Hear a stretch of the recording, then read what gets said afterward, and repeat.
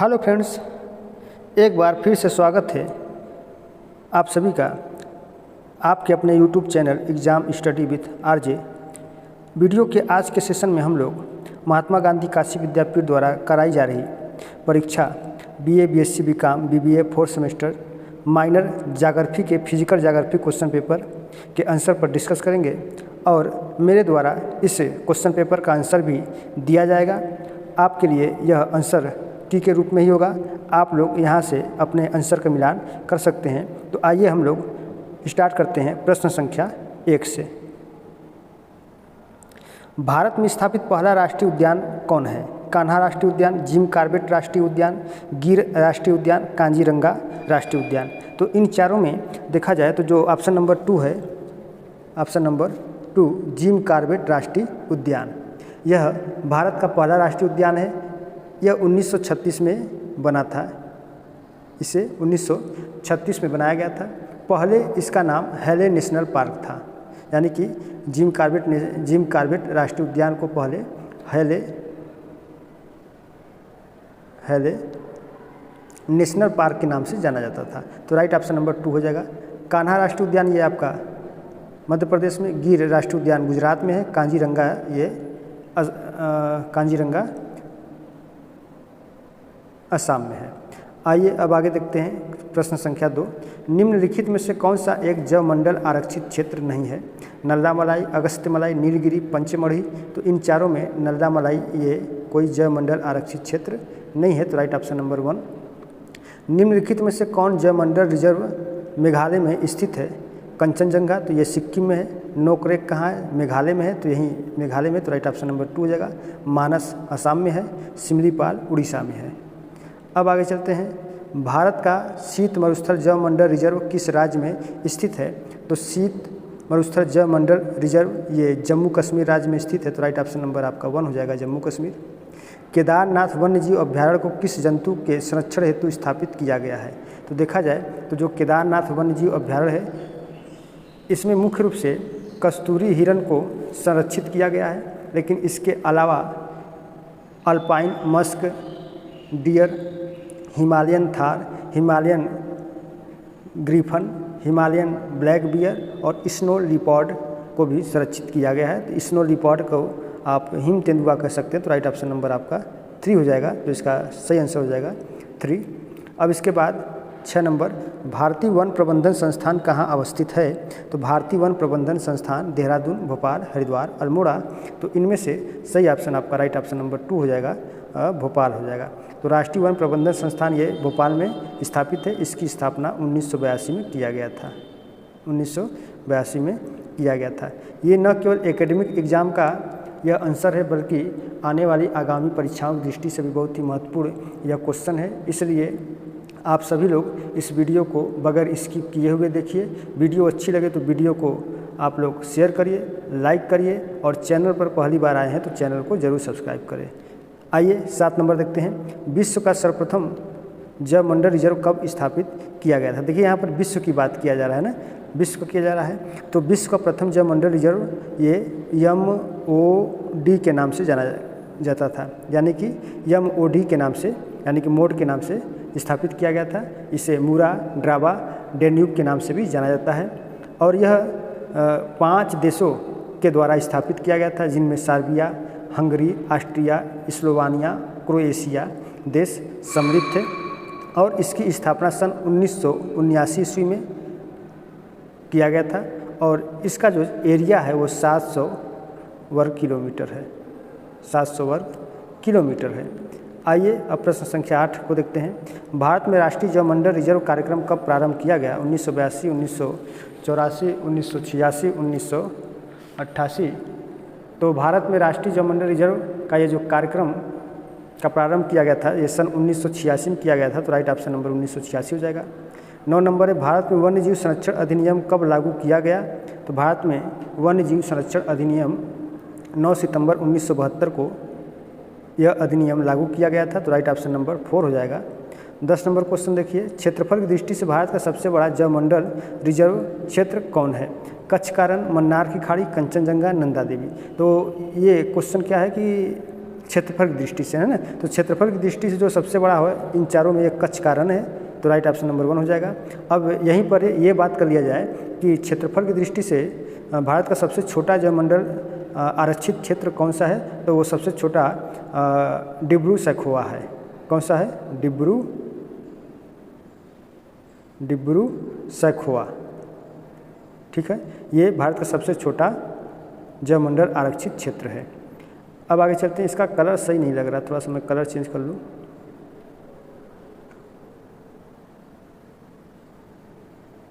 ये कलर ठीक है। चलिए,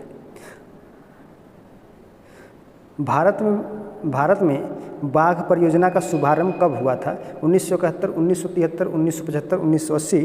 तो बाघ जो परियोजना का शुभारंभ किया गया था ये सन 1973 ईस्वी में किया गया था, तो राइट ऑप्शन नंबर 2 हो जाएगा।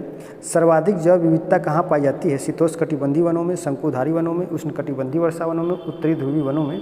तो ये जैव विविधता क्या होता है कि जीवों की प्रजातियों में जो विभिन्न प्रकार की विविधताएँ पाई जाती हैं उन्हीं को जैव विविधता कहते हैं। और ये जैव विविधता अधिकतर वहाँ होंगे जहाँ पर सूर्यताप की मात्रा अधिक हो और वर्षा की मात्रा भी बहुत अधिक हो। तो विभिन्न प्रकार के वहाँ पर कह सकते हैं कि एनिमल और प्लांट विकसित होते हैं, तो वहीं उनकी विविधताओं में क्या होता है? वृद्धि होता है, उसी को जैव विविधता कहते हैं। तो अब इनमें देखा जाए तो जो उष्णकटिबंधीय वर्षा वन है इनमें जैव विविधताएँ सर्वाधिक पाई जाएंगी, तो राइट ऑप्शन नंबर 3 हो जाएगा। आगे है सिमलीपाल जलमंडल रिजर्व किस राज्य में स्थित है? इसके पहले क्वेश्चन में मैंने बता दिया था कि सिमलीपाल ये उड़ीसा में है, तो राइट ऑप्शन नंबर 4 हो जाएगा। अब इसके बाद पृथ्वी की उत्पत्ति विषयक लाप्लास की परिकल्पना का नाम है, तो लाप्लास ने निहारिका परिकल्पना दिया था, तो राइट ऑप्शन नंबर 2 हो जाएगा आपका, निहारिका परिकल्पना। महाविस्फोट सिद्धांत किससे संबंधित है? तो महाविस्फोट सिद्धांत ये ब्रह्मांड की उत्पत्ति से संबंधित है, राइट ऑप्शन नंबर 2 हो जाएगा। 16 नंबर देखिए, निम्नलिखित में से किसने पृथ्वी की उत्पत्ति की सुपरनोवा परिकल्पना प्रस्तुत की थी? होयल एवं लिटिलटन ने। किसने? होयल और लिटिलटन ने किया था, तो राइट ऑप्शन नंबर आपका 2 हो जाएगा। इसमें एफ होयल दिया हुआ है। सूर्य के प्रकाश को पृथ्वी तक पहुंचने में लगभग कितना समय लग जाता है? तो सूर्य के प्रकाश को पृथ्वी तक पहुंचने में तो ये आप लोग जानते होंगे कि 8 मिनट का समय लगता है, तो राइट ऑप्शन नंबर 4 हो जाएगा। 21 मार्च और 23 सितंबर को उच्चतम सूर्यताप प्राप्त होता है, तो 21 मार्च और 23 सितंबर के दिन विषुवत रेखा पर सूर्य की स्थिति बनी रहती है और यहाँ पर सूर्य लंबवत चमकता रहता है। तो 21 मार्च और 23 सितंबर को उच्चतम सूर्यताप भूमध्य रेखा पर होगा। इसी को विषुव की स्थिति भी कहते हैं। किसकी स्थिति कहते हैं? विषुव की स्थिति कहते हैं। 21 मार्च को शरद विषुव कहते हैं और 23 सितंबर को बसंत विषुव के नाम से जाना जाता है। सॉरी, हम उल्टा बता दिए। 21 मार्च के दिन आपका बसंत विषुव होता है और 23 सितंबर के दिन शरद विषुव होता है, ठीक है। इसी को मैंने उल्टा बता दिया था, इसके लिए हम क्षमा चाहते हैं। आगे बढ़ते हैं 19 नंबर। निम्न में से कौन सा ग्रह पृथ्वी के निकटतम है? तो इनमें से देखा जाए तो जो मंगल ग्रह है ये पृथ्वी के सर्वाधिक नज़दीक होगा। अपने परिक्रमा पथ में पृथ्वी लगभग किस माध्य वेग से सूर्य का चक्कर लगाती है? मोस्ट इंपॉर्टेंट क्वेश्चन है, देखिए ये। इसको आप लोग 4 स्टार कर दीजिए, 4 स्टार। तो अपनी परिक्रमा पथ में पृथ्वी लगभग किस माध्य वेग से सूर्य का चक्कर लगाती है? तो जो पृथ्वी होती है वो सूर्य का चक्कर लगभग 29.79 किलोमीटर पर सेकेंड, यानी कि कह सकते हैं 30 किलोमीटर प्रति सेकेंड की गति से चक्कर लगाती है। तो 30 किलोमीटर ऑप्शन नंबर 2 में दिया हुआ है, तो राइट ऑप्शन नंबर 2 हो जाएगा। 21 है, पृथ्वी की भूमध्य रेखीय परिधि लगभग कितनी है? तो पृथ्वी की जो भूमध्य रेखीय परिधि है लगभग 40,075-76 किलोमीटर है ना।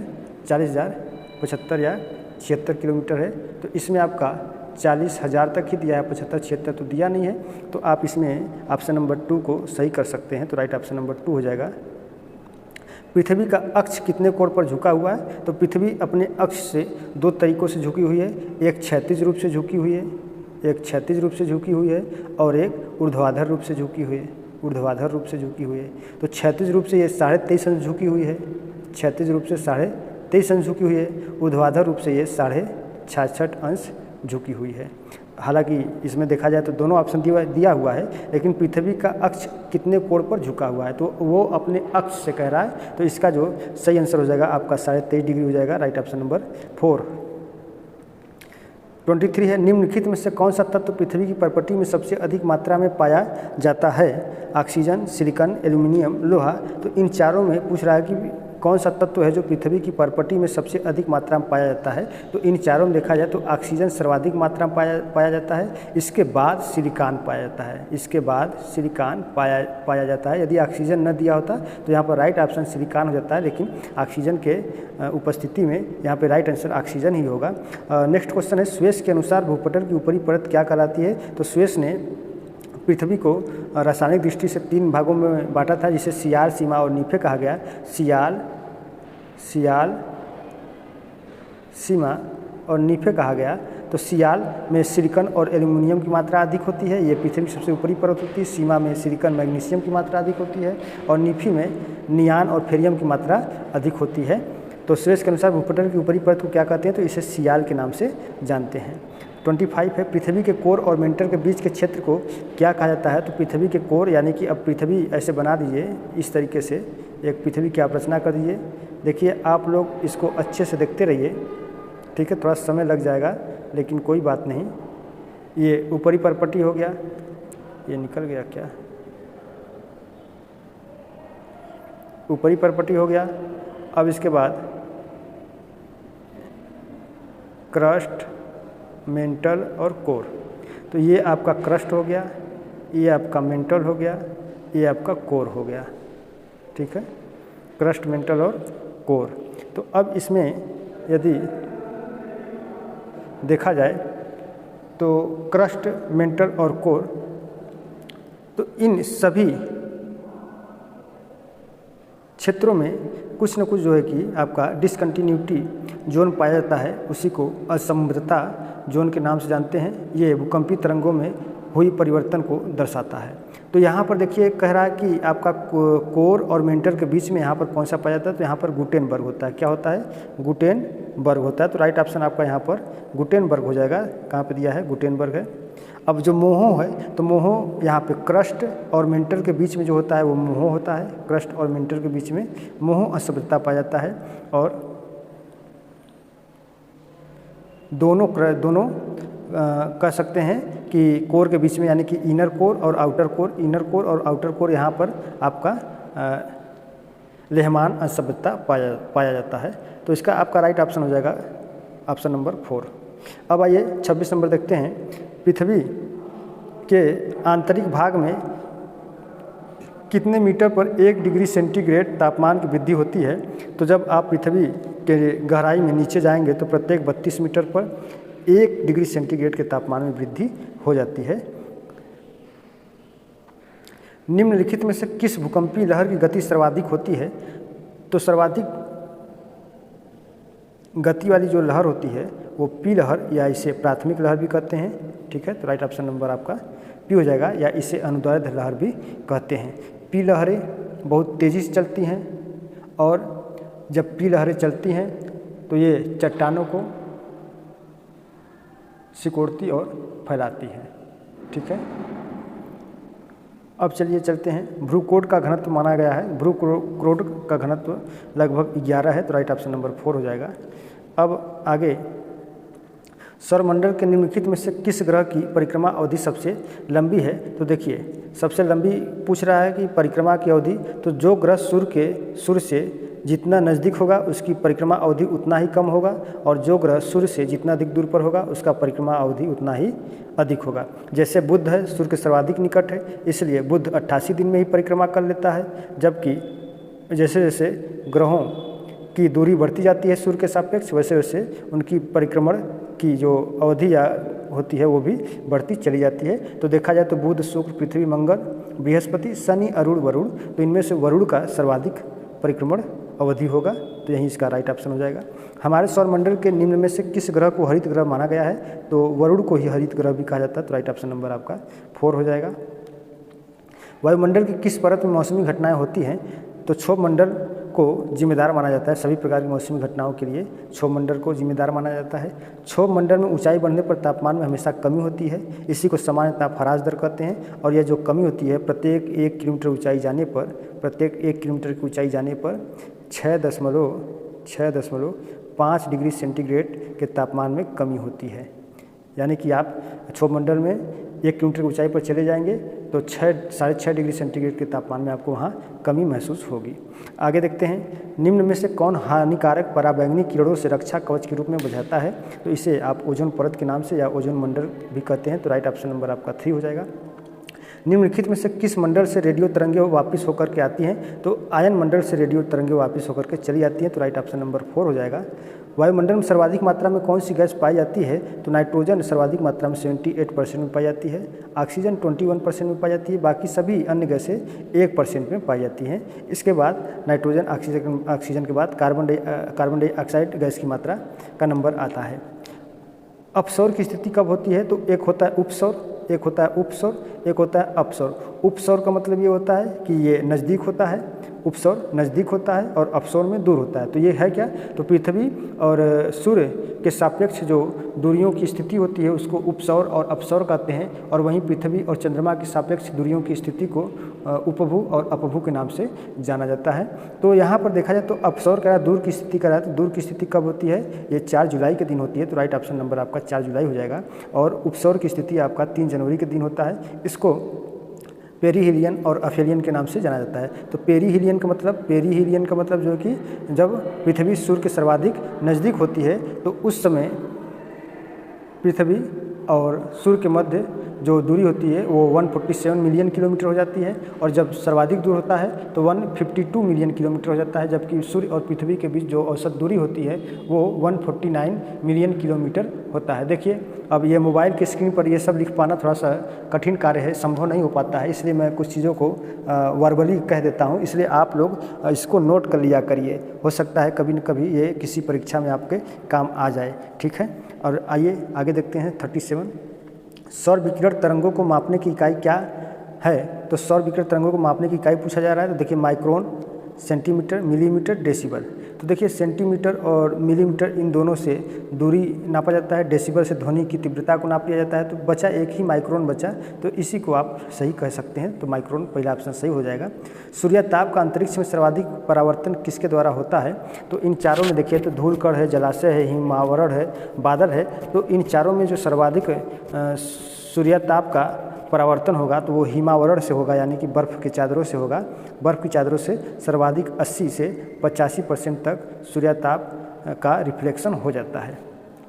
आगे देखते हैं, कर्क रेखा और मकर रेखा के मध्य भाग को क्या कहते हैं? तो कर्क रेखा और मकर रेखा के मध्य भाग को ही उष्णकटिबंध के नाम से जाना जाता है। तो राइट ऑप्शन नंबर आपका हो जाएगा 3rd हो जाएगा। अंतरिक्ष में परावर्तित होने वाली सौर ऊर्जा का प्रतिशत क्या कहलाता है? तो इसी को आप अल्बीडो के नाम से जानते हैं। तो राइट ऑप्शन नंबर आपका हो जाएगा 2 हो जाएगा, अल्बीडो। सूर्यताप की मात्रा का मापन किस उपकरण से किया जाता है? Hygrometer, thermometer, barometer, pyrheliometer. तो इनमें से देखा जाए तो जो हाइग्रोमीटर है ये वायुमंडल की आर्द्रता को नापता है, थर्मामीटर तापमान को मापता है, बैरोमीटर से वायुदाब को मापा जाता है, बचा लास्ट वाला तो पायरोहेलियोमीटर से ये सूर्यताप की मात्रा का मापन किया जाता है। तो राइट ऑप्शन नंबर 4 सही हो जाएगा। 42 है, निम्न में से कौन सूर्यताप के वितरण को प्रभावित करने वाला कारक नहीं है? पृथ्वी की चंद्रमा से दूरी तो ये प्रभावित नहीं करती है, तो यही इसका सही आंसर हो जाएगा। राइट ऑप्शन नंबर 1 हो जाएगा। पृथ्वी की सूर्य से दूरी ये सूर्यताप को प्रभावित करेगा, सूर्य किरणों का कोण ये भी करेगा, सूर्य का कलंक ये भी करेगा। विषु कब होता है? तो भी मैंने थोड़ी देर पहले बताया कि विषु की स्थिति 21 मार्च और 23 सितंबर के दिन होती है। तो राइट ऑप्शन आपका 3 हो जाएगा। निम्न में से कौन सा कारक पृथ्वी के उष्मा बजट को प्रभावित कर सकता है? बादलों का आवरण ये करेगा, सतही अल्बीडो ये भी करेगा, वायुमंडलीय संरचना ये भी कर देगा। तो राइट ऑप्शन आपका उपरोक्त सभी हो जाएगा। 45, मेरियाना ट्रेंच किस महासागर में स्थित है? तो मेरियाना ट्रेंच ये प्रशांत महासागर में स्थित विश्व की सबसे गहरी गर्त के नाम से जानी जाती है। इसकी कुल गहराई लगभग 11 किलोमीटर है। कितना है? 11 किलोमीटर ये गहरा है। यदि इसमें आप माउंट एवरेस्ट को फेंक देंगे तो माउंट एवरेस्ट एकदम पूर्णतया डूब जाएगा, बल्कि उसके ऊपर भी 1-1.5 किलोमीटर तक क्या रहेगा? जल रहेगा। आइए अगला देखते हैं, महासागरीय नीतर का अधिकांश भाग किस रूप में पाया जाता है? निमग्न तट, निमग्न ढाल, अगाध महासागरीय मैदान, महासागरीय गर्त। तो महासागरीय नीतर का अधिकांश भाग जो है ये अगाध सागरीय मैदान के रूप में पाया जाता है। तो राइट ऑप्शन नंबर 3 हो जाएगा। विश्व के महासागरों की औसत लवणता कितनी है? तो विश्व के कुल महासागरों की जो औसत लवणता है वो 35 प्रति 1000 ग्राम है ना, यानी कि 1 किलोग्राम जल में 35 ग्राम लवणता की मात्रा है। समुद्री जल की लवणता में निम्न में से किसकी मात्रा सर्वाधिक होती है? तो समुद्री जल में सर्वाधिक सोडियम क्लोराइड पाया जाता है, तो राइट ऑप्शन नंबर आपका 1 हो जाएगा। निम्न में से कौन सा महासागरीय धारा हिंद महासागर से संबंधित है? तो कनारी धारा ये उत्तरी अटलांटिक महासागर से, फ्लोरिडा की धारा दक्षिण अटलांटिक महासागर से, क्यूराइल की धारा ये प्रशांत महासागर से है, अगुल्हास की धारा हिंद महासागर से। तो यही पूछा जा रहा है कौन सा महासागरीय धारा हिंद महासागर से संबंधित है? तो राइट ऑप्शन नंबर 4 हो जाएगा। निम्नलिखित में से किस सागर में लवणता सबसे अधिक है? लाल सागर, मृत सागर, कैस्पियन सागर, भूमध्य सागर। तो इन चारों में देखा जाए तो जो मृत सागर है इसकी लवणता सर्वाधिक होती है, लगभग 240। लगभग कितना होता है मृत सागर की लवणता? कितना है? 240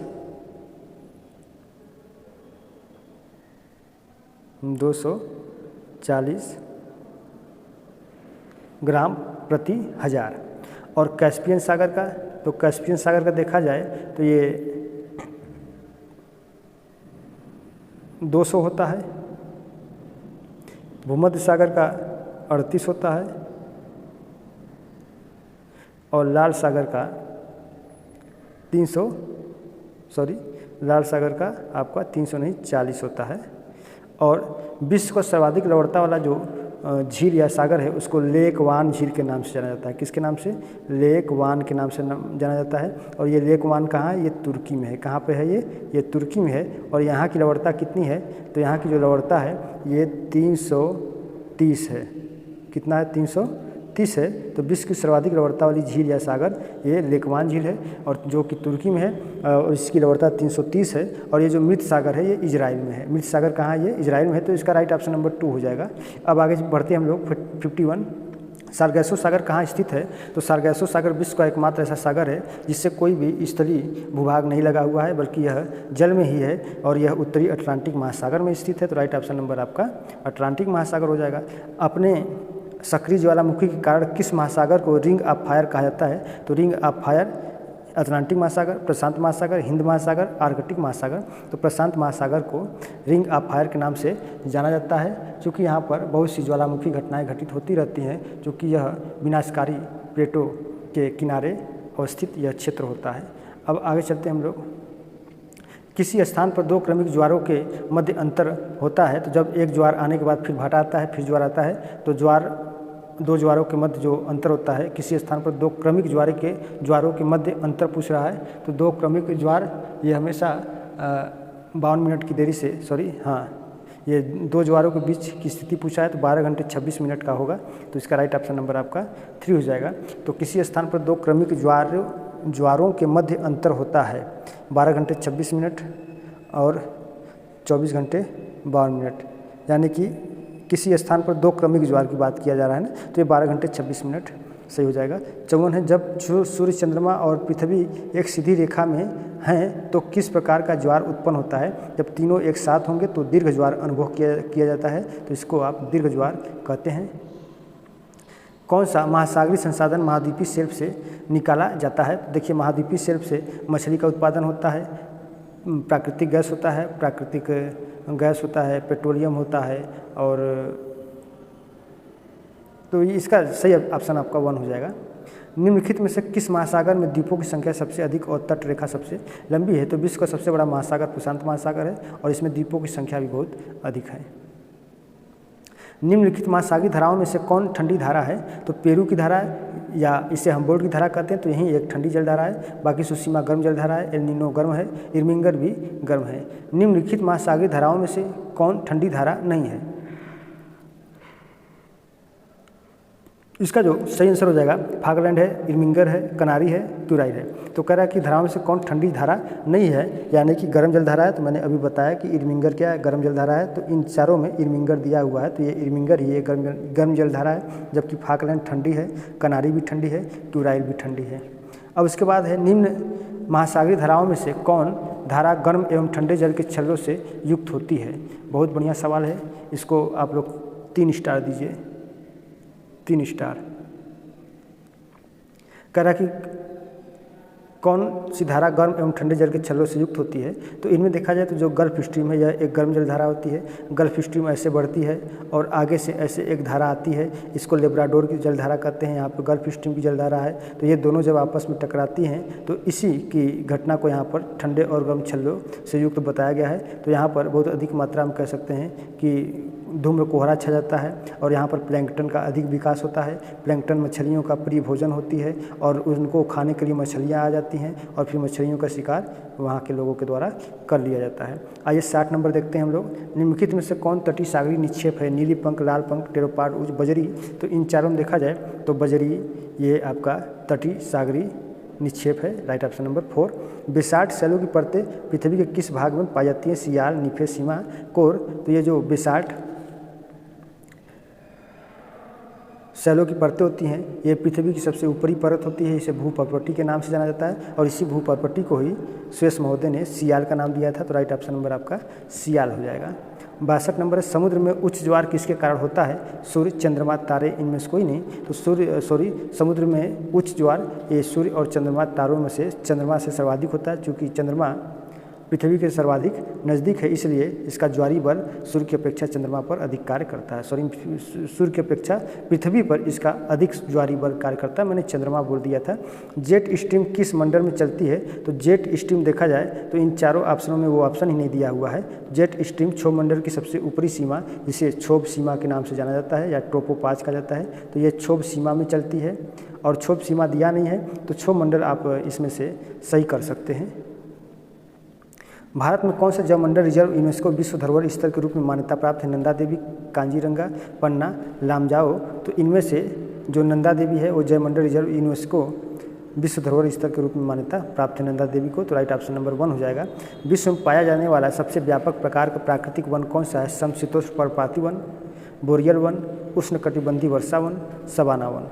तो उष्णकटिबंधीय वर्षा वन और समशीतोष्ण पर्णपाती वन, तो इनमें से जो सबसे व्यापक प्रकार का प्राकृतिक वन कौन सा है? व्यापक है तो उष्णकटिबंधीय वर्षा वन और समशीतोष्ण पर्णपाती वन। तो व्यापक रूप से ये समशीतोष्ण पर्णपाती वन हो जाएगा। उष्णकटिबंधीय वर्षा वन, ठीक। इनमें थोड़ा सा देखिए डाउट है, इसको भी लेकर के डाउट है, इसलिए आप इनमें सबसे व्यापक प्रकार का प्राकृतिक वन पूछा जा रहा है समशीतोष्ण पर्णपाती या उष्णकटिबंधीय वर्षा वन। उष्णकटिबंधीय वर्षा वन, वैसे मेरे हिसाब से समशीतोष्ण पर्णपाती वन ही होगा। ठीक है, आप लोग कमेंट में इसका उत्तर जरूर बताइएगा यदि आप लोग को सटीक उत्तर मिल जाता है तो। निम्नलिखित में से कौन जीवमंडल का घटक नहीं है? वायुमंडल, जलमंडल, स्थलमंडल और सौरमंडल। तो यही नहीं है, सौरमंडल नहीं है। निम्नलिखित में से किस मिट्टी में जीवांश अधिक पाया जाता है? तो इन चारों में पेडोकल है, पोडजोल है, पेडाल्फर है और मरुस्थली है। तो इनमें से पेडाल्फर में जीवांश की मात्रा अधिक होती है। तो राइट ऑप्शन नंबर आपका 3 हो जाएगा, पेडाल्फर।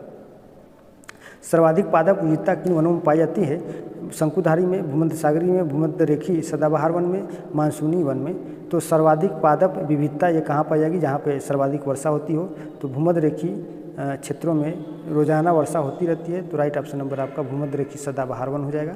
ब्राज़ील के पठार पर पाए जाने वाले उष्णकटिबंधीय घास स्थल को क्या कहा जाता है? तो ब्राज़ील के पठार पर कह रहा है तो ब्राज़ील में एक कंपोज पाया जाता है। क्या पाया जाता है? ब्राज़ील में कंपोज पाया जाता है। और लानोज वेनेजुएला में पाया जाता है, सवाना अफ्रीका में और वेल्ड दक्षिण अफ्रीका में पाया जाता है। आइए, शीतोष्ण कटिबंधीय घास स्थल को उत्तरी अमेरिका में किस नाम से जाना जाता है? तो डाउन्स, पंपाज, स्टेपी, प्रेरी। तो इनमें आप कह सकते हैं कि जो शीतोष्ण कटिबंधीय घास होते हैं उसे अमेरिका में प्रेरी के नाम से जाना जाता है। तो इसका राइट ऑप्शन नंबर आपका 4 हो जाएगा, प्रेरी। डाउन्स ये भी शीतोष्ण कटिबंधीय घास का मैदान है और ये ऑस्ट्रेलिया में पाया जाता है। पंपाज ये भी आपका शीतोष्ण कटिबंधीय घास का मैदान है, ये अर्जेंटीना में पाया जाता है। स्टेपी शीतोष्ण कटिबंधीय घास का मैदान ये मध्य एशिया में पाया जाता है। कहाँ पाया जाता है? मध्य एशिया में पाया जाता है। आगे, निम्नलिखित में से कौन उष्णकटिबंधीय मानसूनी वन का वृक्ष नहीं है? साल है, सागौन है, शीशम है, देवदार, ये शंकुधारी वन है। तो राइट ऑप्शन नंबर 3 हो जाएगा, यही नहीं है। निम्न में से किन वनों के वृक्षों की जड़ें लंबी, छाल मोटी व पत्तियां चौड़ी और चिकनी होती हैं? तो इनमें से देखा जाए तो जो सदाबहार वन होगा, है ना, सदाबहार वन, इनकी पत्तियां चौड़ी चौड़ी होती हैं, छाल मोटी होती हैं, इनकी जड़ें बहुत गहराई तक प्रविष्ट रहती हैं। कौन सा वन प्रकाश सदाबहार वृक्षों के लिए जाना जाता है और भारी वर्षा वाले क्षेत्रों में पाया जाता है? उष्णकटिबंधीय वन, मैंग्रोव वन, पर्णपाती वन, शंकुधारी वन, तो इसे उष्णकटिबंधीय वन के नाम से आप कह सकते हैं। निम्न में से कौन वनों की कटाई का पर्यावरण पर महत्वपूर्ण प्रभाव है? तो जलवायु परिवर्तन इनमें सर्वाधिक वनों कटाई का महत्वपूर्ण प्रभाव होगा। और लास्ट क्वेश्चन है, भारत में स्थापित होने वाला पहला जैवमंडल रिजर्व कौन सा है? तो भारत में स्थापित होने वाला जो पहला जैवमंडल रिजर्व है उसे नीलगिरी बायोस्फीयर के नाम से जानते हैं। तो राइट ऑप्शन नंबर आपका हो जाएगा नीलगिरी बायोस्फीयर रिजर्व। तो दोस्तों, वीडियो अच्छी लगी हो तो आप लोग वीडियो को ज़रूर लाइक करिए और इस वीडियो को अपने दोस्तों तक भी शेयर करिए। जो लोग चैनल पर पहली बार आए हैं वे लोग चैनल को अवश्य सब्सक्राइब कर लें। आज के सेशन बस इतना ही, आगे फिर मिलते हैं हम लोग नेक्स्ट क्वेश्चन पेपर और आंसर के साथ। तब तक बहुत बहुत धन्यवाद।